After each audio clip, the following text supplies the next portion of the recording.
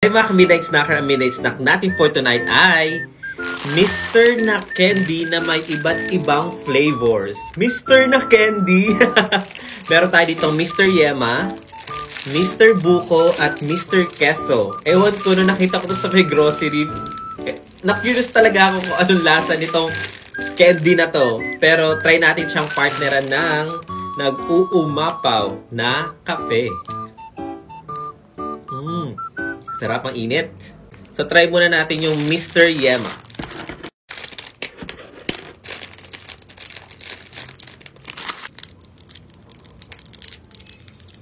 Ang ganda nung ano niya, itsura.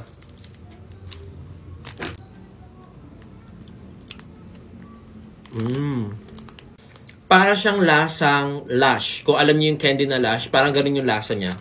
So, try naman natin yung Mr. Buko.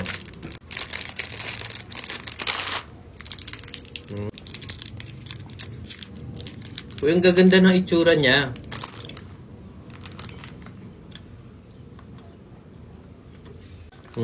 Itong Mr. Buko, malalasahan mo agad yung lasa ng buko.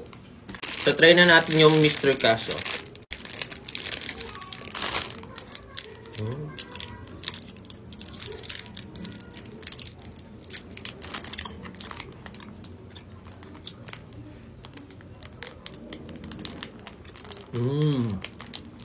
So, the usual queso siya. So, guys, gaya na sabi sa inyo kanina, para siyang Lush, na pag nginuyat nyo siya, kumakapit at dumidikit talaga siya sa ipin or sa gilagid.